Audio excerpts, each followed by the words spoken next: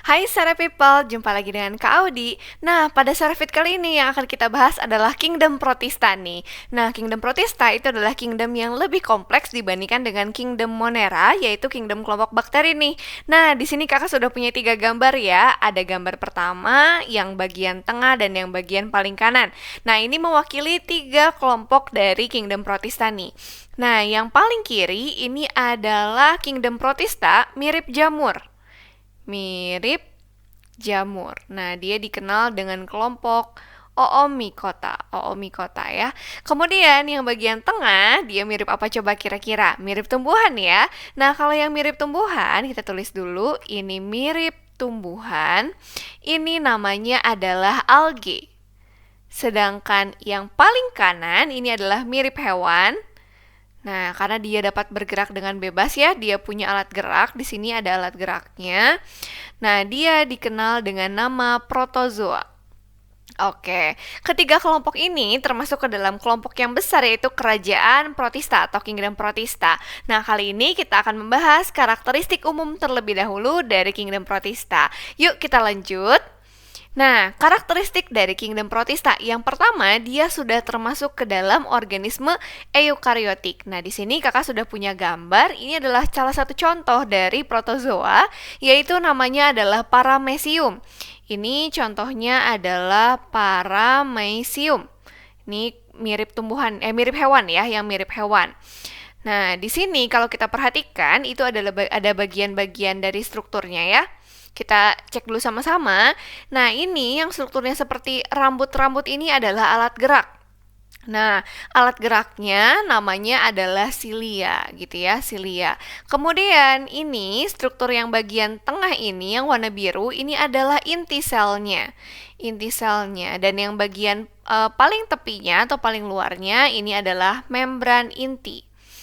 Membran inti. Jadi, mengapa protista ini termasuk ke dalam organisme eukariotik? Karena dia sudah memiliki membran inti, artinya dia sudah lengkap nih bagian inti selnya. Ada membran intinya, ada anak intinya, dan juga ada cairan intinya. Jadi, struktur yang berwarna biru itu secara keseluruhan adalah inti sel, dan yang bagian paling tepinya itu adalah membran inti. Makanya dia termasuk ke dalam organisme eukariotik ya.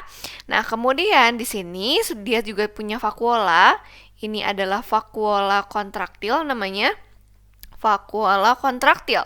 Kenapa disebut kontraktil? Karena dia dapat berkontraksi untuk mengeluarkan kelebihan air gitu ya, supaya tetap seimbang nih kadar airnya.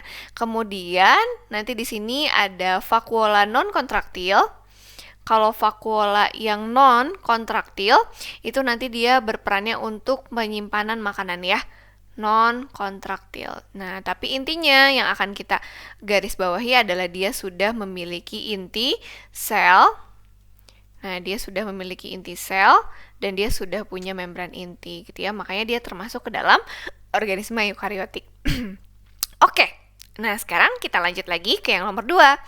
Nah, yang nomor 2, strukturnya itu nanti dia ada yang terdiri dari banyak sel, dan ada juga organisme yang hanya terdiri dari satu sel saja. Contohnya, nah ini di sini kakak punya Euglenaviridis, dia adalah salah satu contoh dari kelompok protozoa.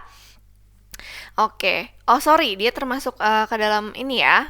Nah, protozoa yang bisa berfotosintesis gitu ya. Nah, berarti dia di sini adalah mirip hewan, tapi dia punya ciri juga mirip tumbuhan gitu. Nanti memang dia dikelompokkan ke dalam kelompok lain yaitu Euglenovita gitu ya. Nah, jadi dia secara alat geraknya dia itu mirip kepada protozoa, tapi secara dengan adanya klorofil, dia itu akan termasuk ke dalam algae juga gitu ya. Nah, karena dia di sini mirip tumbuhan, jadi dia dua nih ada di tengah-tengah ya, di antara protozoa dan juga algae gitu ya. Nah, kemudian dia terdiri dari satu sel saja, jadi makhluk hidupnya hanya terdiri dari satu sel saja. Sedangkan selanjutnya, nah di sini kakak punya Rhodymenia palmata. Nah, ini adalah salah satu contoh dari algae. Nah, di sini adalah contoh mirip algae ya, mirip tumbuhan, protista mirip tumbuhan yaitu algae. Nah, di sini dia sudah terdiri dari banyak sel dan dia makroskopis. Jadi kalau yang ini dia uniseluler dan dia mikros, harus kita lihatnya itu melalui mikroskop, sedangkan ini Rhodymenia palmata itu dapat kita lihat dengan mata telanjang gitu ya. Jadi dia makroskopis. Makroskopis.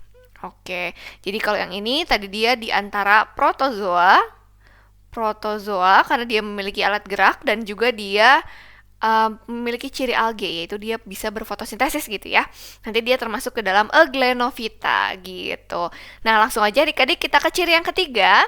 Nah, ciri yang ketiga ini adalah dia bersifat polifiletik dan terbagi menjadi 3 kelompok besar. A. Protista mirip hewan, protozoa. Di sini contohnya ada Euglena viridis karena dia punya alat gerak ya. Kemudian, nanti ada protista mirip tumbuhan yaitu alge. Dia Rhodymenia palmata contohnya. Kemudian yang terakhir ada protista mirip jamur yaitu Oomycota. Jadi dia punya ciri khas tersendiri gitu ya. Oke, jadi ini adalah karakteristik dari kingdom protista secara umum.